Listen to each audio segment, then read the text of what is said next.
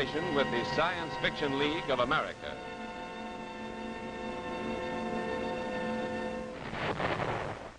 Peace. But the sound of marching feet continues in Europe. Refugees, millions of them displaced, wandering aimlessly across the war-torn face of Europe, seeking only food to keep alive. Any shelter amongst ruins in which to sleep, anything to clothe little bodies. Today, 12 millions are displaced in Europe alone. Some ethnical Germans forced to return to a country they never knew because of the shuffling of boundaries, joining the 2 million Germans already unemployed. Each day, nearly 2,000 migrate into Western Germany, underfed, diseased, undermined. For some, the displaced persons camps provide temporary relief. But for the core of the unplaceables, the aged and sick whom no one wants, there is no hope in Europe. Their hope must come from you. To help in this cause, the nonprofit organization CARE asks you to send packages today.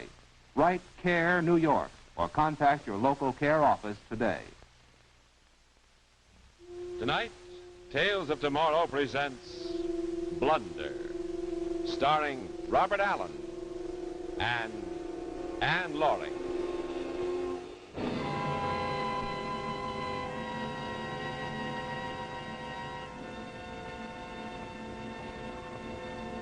Ladies and gentlemen, this is the Earth.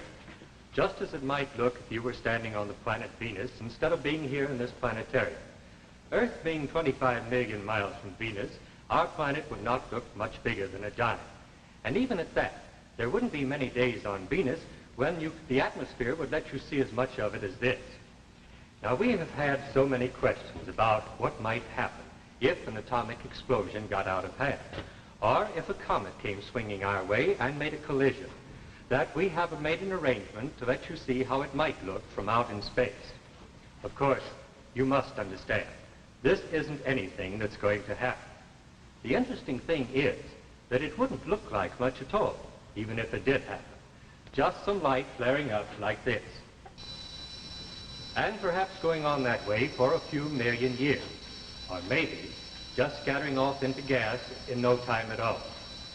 The mathematical odds against a comet or a wild star swinging into the Earth's orbit are enormous. And of course, there isn't any human being foolish enough to touch off anything that might get all the way out of control, even with the A-bomb and the H-bomb. No, scientists believe that the end of the world, when it comes, will be a natural one, not man-made. And it will not come for a matter of some 15 billion years. So I suppose we can all just sit back and relax. Of course, there isn't any human being foolish enough.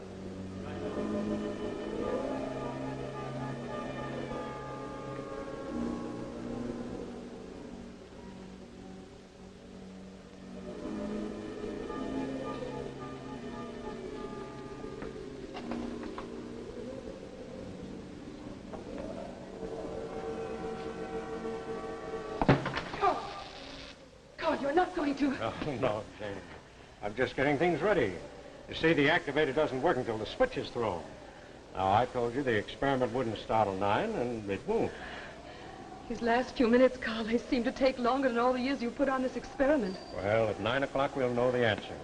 After the activator starts the bismuth reaction. Reaction? But, Carl, you can't go through with it, not until... Jane, I'm not backing out now. I've told you there isn't one chance in 100 of any trouble. 1 chance in 100? I'll call it 1 chance in 1,000.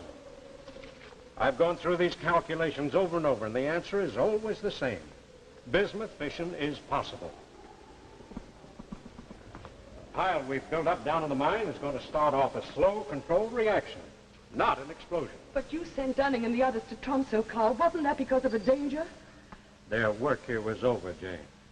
Now, after the reaction starts, then's when our work starts, the making of contracts, hiring a full workforce, getting in the lines to get the power out. Oh, we'll have a natural furnace a mile square and hundreds of yards deep. The whole Arctic Ocean to draw on to supply power for all of Scandinavia. Everson, Dunning and Company's going to be big business, Jane. Very big business. I didn't have to make any contracts in Tromsø, Carl. But you wanted to send me away, too. Well, we're stuck out here in the wilderness, darling. Why should a man ask his wife to stay here when... Yes, Carl, why should you ask me to stay here when that... I never could fool you, could I? You're not sure, are you, Carl? No, don't try to fool me. You're worried, too. Well, all right. Maybe there is one chance in 100 of trouble. I don't suppose there's any point in not facing up to it now. Well, then you do admit that this could go wrong, Carl. That this particular way could be more dangerous than all they've done with uranium and all the other elements. Yes, there is a remote possibility that by splitting the bismuth atom, we might touch off oxygen. Oh. Touch off oxygen? Oh, now, wait a minute, Jane. I just said there was a remote possibility. Theoretically, the sun could explode tomorrow, but it isn't likely. Well, this is the same. But oxygen's everywhere. It's in the air. It's in water. Why, Carl, the whole world could become a gigantic atom bomb. That's right. Well, then shouldn't you be reading more data, Carl? I mean, you always used to check and recheck your information, and this time you haven't even paid any attention. Carl, there were reports from Dunning and the others, and you haven't even read them. Why, if Joaquim Ortega gives up on this, well, mightn't the danger be the very reason? I don't know that anybody's given up, Anne. Things that are published are months, years behind events, and I could read myself blind and not be 1 millimeter further ahead than I am tonight. And what's the point of reading anything when it's so heavily censored? Oh, look, Jane. This dinner was supposed to be a party, wasn't it? Carl, listen to me. You and Dunning have been working here in secret, but outside there are The secret stage is over, Jane. My final report has probably already been published. Ortega and Stackpole have most likely already seen it. Now, if they want me to hold up the experiment, Jane, it's too late. There's a time for study and a time for action. We've come to the time for action.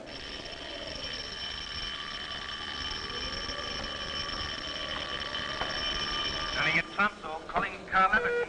Hello. Hello, Hugh. This is Carl. What is it? Carl, are you still holding to the schedule? All set. It goes off at 9. The thing is, someone's been trying to get through on the phone from London. I'm not sure if they're both... I can't take any messages now, Hugh.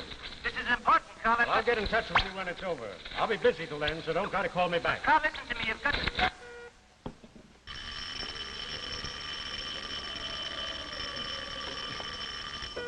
Look, Hugh, I told you no more talk till it's over. But there's a call from London, Carl. I'm cutting out all the way now, so you'll be just wasting your time if you try to get me back. But, Carl, listen, you've got to...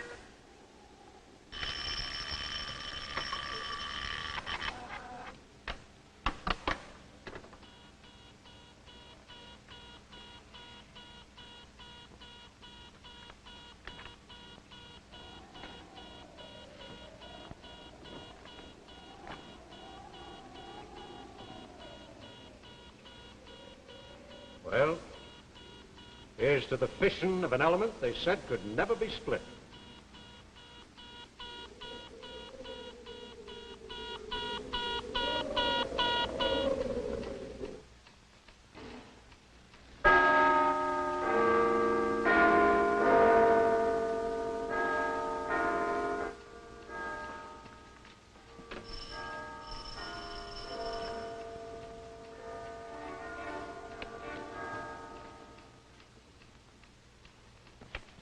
Dr. Ling, open up. Hurry. Who is it? Open up, Chu Ling. It's Stackpole. Why, hello, you come in. No, there isn't time. Have you read the Zurich Quarterly yet? Why, just starting it. Just why, what's the matter? It's Everson. He's experimenting with that bismuth fission theory of his. Experimenting? Yes, I know. It'll set off an oxygen reaction. We know it, but Everson doesn't. How far has he gone? I don't know. I've been trying to get Dunning on the telephone all day. I can't get through. Well, what shall we do? I've chartered a plane. We've got exactly 10 minutes to get to the airport. Wait till I get my coat. Good. I'll get a cab. The cabby! Cabby, here! Cabby! Wait, Stackpole! Wait, I'm coming!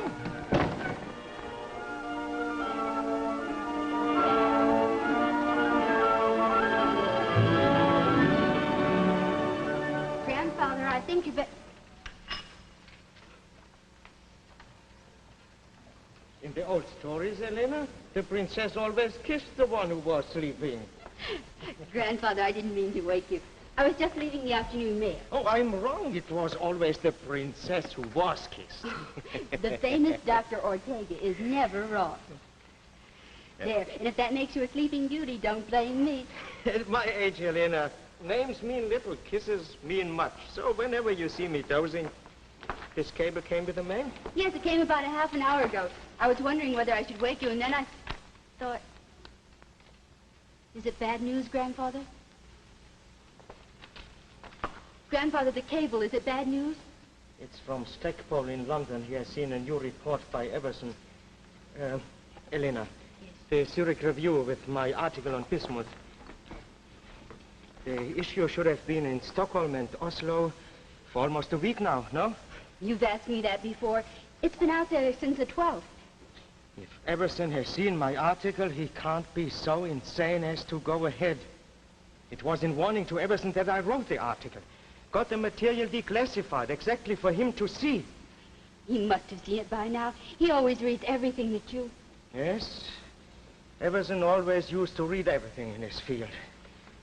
But he has been cut off from all of us up there for years. Crumbs from our table. That's all he has been able to get his hands on. But this time, crumbs aren't enough.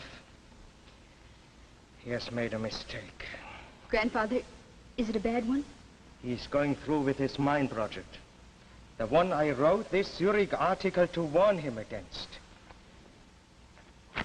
When will they learn that censorship works both ways? You mean he might start off a chain reaction that couldn't be stopped? There are no absolutes. It might stop when... When the Earth was gone. And the oxygen was gone. The Earth and all life on it would go too, of course. You said this is what might happen. By my equations, the probability is, well, call it a matter of some 200 to 1. You mean one chance out of 200 that Everson's reaction might get out of control? It's the other way around, Elena. The other way around.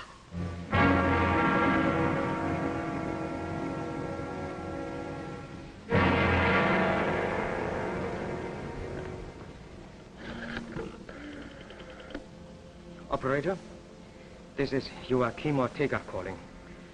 I want to put in a person-to-person call to Washington. To the President. Yes? The President of the United States. Dunning, you don't seem to understand. It's a disastrous mistake that Everson's made. Chuling and I have flown here from London to try and stop him in time. Aye, that I can understand. You can They're all great lads for stopping things. You can read for yourself here in this article Ortega put out. Everson hasn't allowed for the factor of K under pressure. I'm an engineer, Stackpole, not a nuclear physicist like yourself and your friend here.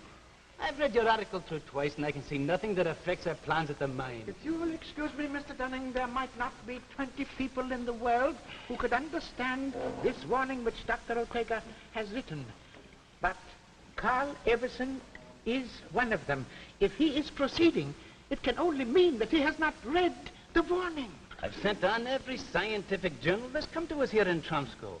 If you say that the journal's been out for, since the 12th, well, it's been in Carl's hands now for 3, maybe 4 days now. Dunning, we're wasting time, and there may not be much of it left for any of us.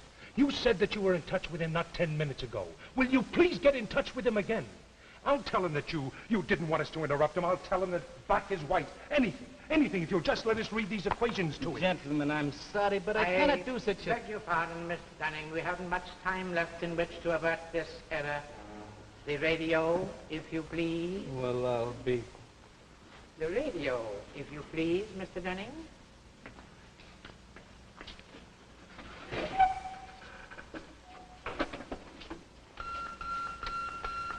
Dunning at Tromsø, calling Carl Everson. Dunning at Tromsø, calling Carl Everson. I can tell you now there's not a chance till after the test. What time is it scheduled for? 9 o'clock tonight, but Carl said he was cutting out his receiver till afterward. Look, Dunning this may be only an outside chance, but it doesn't need both of us. You can talk to Everson if Dunning raises him. How about you, Jeff? Well, I've made arrangements with the Norwegian Home Minister to let me have a plane to get through to the mine, and paratroopers to make a drop in case we can't land. You stick on here and, well, just wish me luck, will you? I wish you lots of luck, Jeff. Goodbye. Calling Carl Everson. Dunning at Tromsø. Calling Carl Everson. Dunning at Tromsø.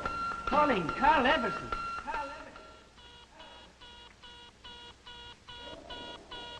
Look, Jane, can't you remember that this is a celebration? In exactly 18 minutes, we'll be showing the world a wonder that'll still be supplying light and heat and power for centuries to come. What about the children, Carl? What happens to the children of the world? Well, they'll be born into a world of plenty. Food, heat, shelter for all. No, I mean, if this goes wrong. It can't go wrong. But, Carl, if it does. If it does, Jane, and that's a very big if, there won't be time for them to suffer. I think I'd like my drink now, Carl.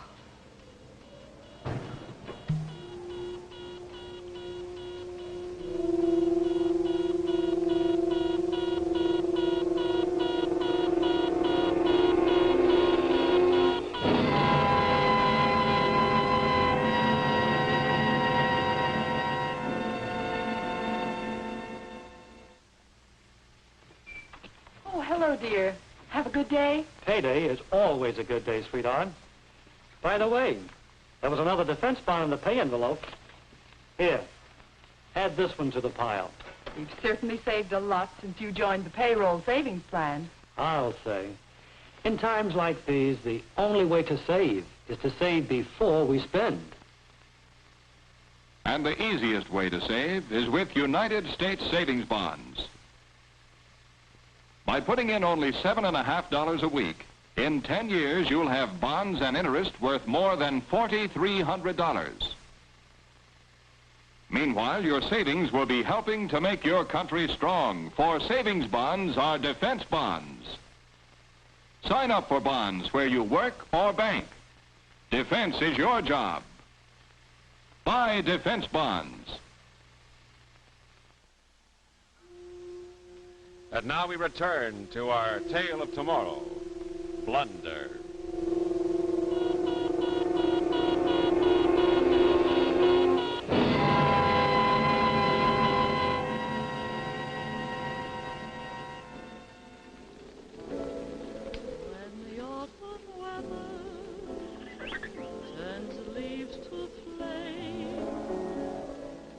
Hasn't got time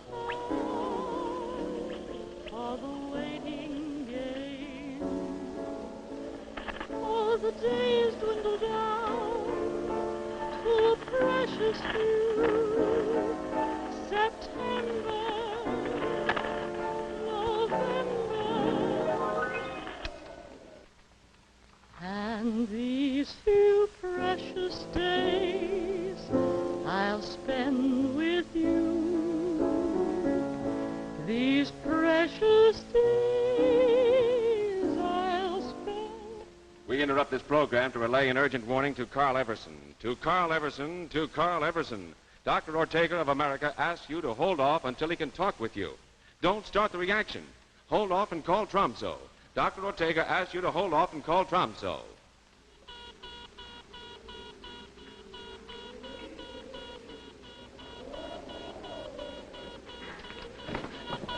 Turning at Tromso, calling Carl Everson, turning...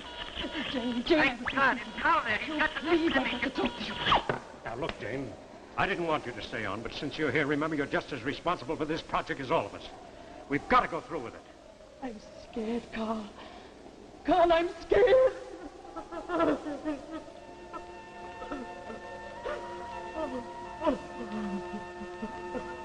I'm sorry, Jane. I just keep thinking about those children. Look, don't you think that I think of them too? Look, Jane, there was a time when I would have waited to check with Ortega and Stackpole. But now it's different. There's a limit to what I can tell them. There's a limit to what they can explain to me. They publish things, sure. Yes, darling, they do publish a little, but what? But it's just the scraps, darling. In Moscow and Leningrad, they can't even publish scraps. But if I can once show them that bismuth fission is a workable, existing reality, I'll make them all talk. Not about war and weapons, but about the full development of this wonderful new power that's coming into our hands. About the simple, inexpensive plants that they can set up all over the world. I'm thinking of the peaceful development for all the billions of people who've never had enough to eat, of this cheap, limitless power that can end poverty in the world. Oh, Carl.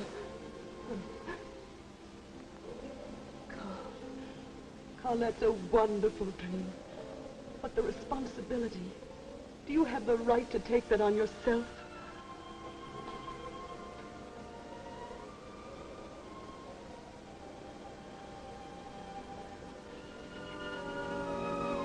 You, Dunning, said that someone was trying to reach him from London. Well, mightn't there just be some factor that you haven't taken into account? Oh, darling, if you just talk to Hugh once more. What good will that do, darling? We know this is going to work. It's for all those children, for the whole world. It's got to work.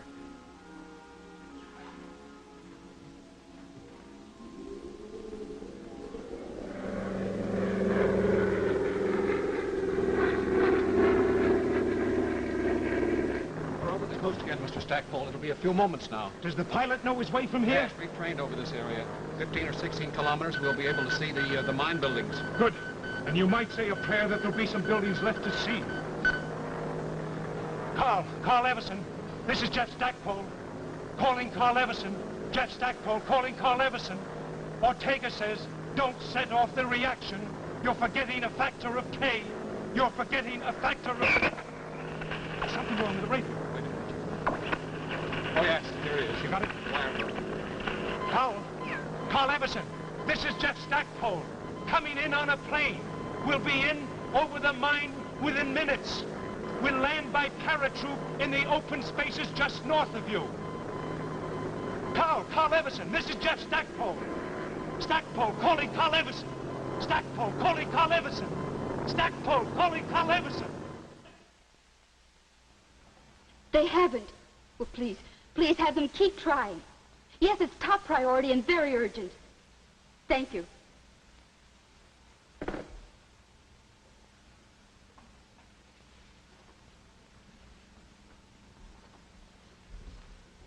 They've got Tromso, but they can't get through to Everson. Chuling's there with Dunning, but they can't get Everson to answer. Stackpole's gone in by plane. He should be dropping to him within minutes. Good. My dear, I think you are in trouble. You think It's your move, and I suspect you are going to lose at least the bishop. Grandfather, you just said that the whole world was in danger, that within minutes we all could be blown to nothing. And yet you can sit here over a chessboard and say... Elena, dear, they reach Carl Everson in time now, or they don't.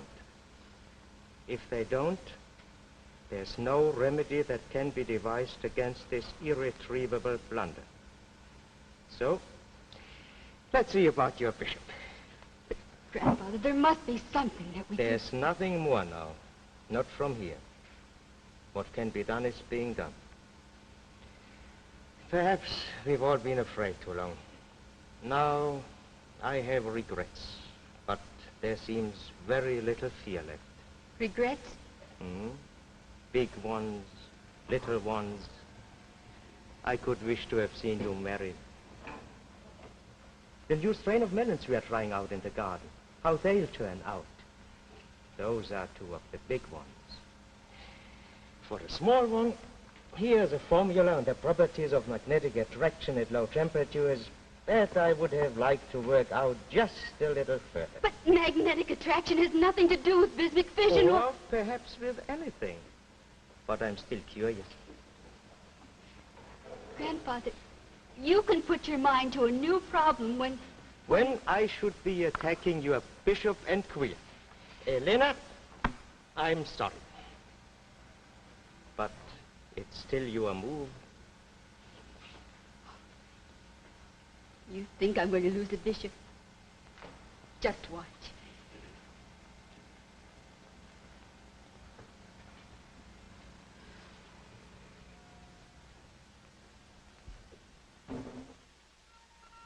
Urgent warning to Carl Everson. Urgent warning to Carl Everson. Don't touch off the reaction. Don't touch off the reaction. If you see or hear a plane approaching, that is Stackpole trying to help you. Urgent warning to Carl Everson. Dr. Ortega says you're wrong, absolutely, positively wrong. Urgent warning to Carl Everson. Urgent warning to Carl Everson. Calling Carl Everson. Stackpole calling Carl Everson. Jump.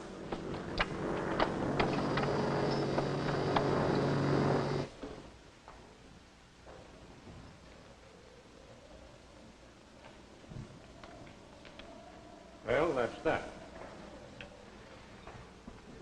Well, it's just minus 52 seconds, darling. Oh. After it happens, will it be long before we...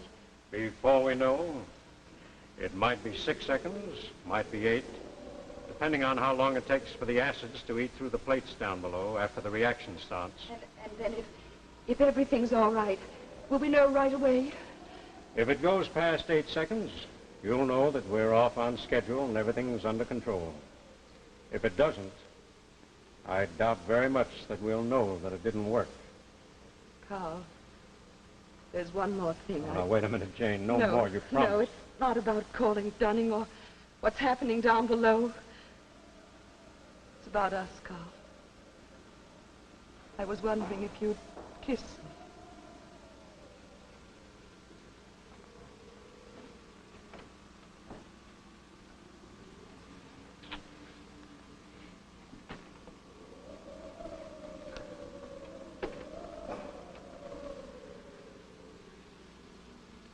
Jane, if you say now that I shouldn't... No. I'm ready now.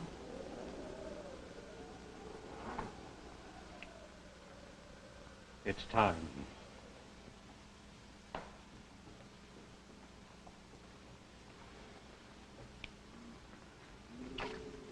Well, here's to the future. To the future, Carl. Whatever it brings.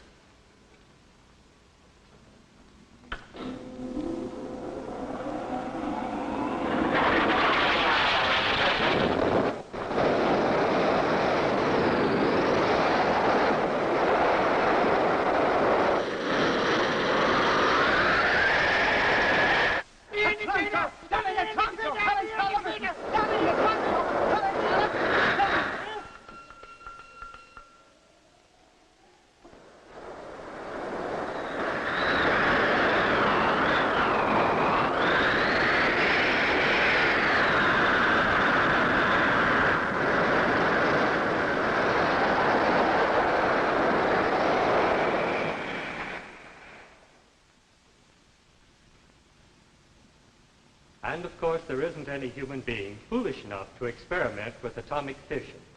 Our scientists know exactly what they are doing. There isn't a possible chance of a blunder.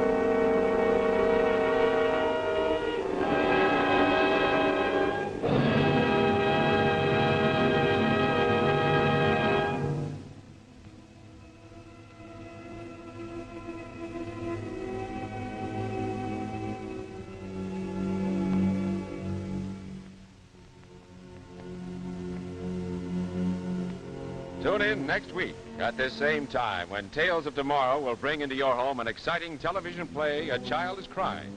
Mr. Walter Abel stars in this gripping story of a youngster upon whom depends the security of the United States.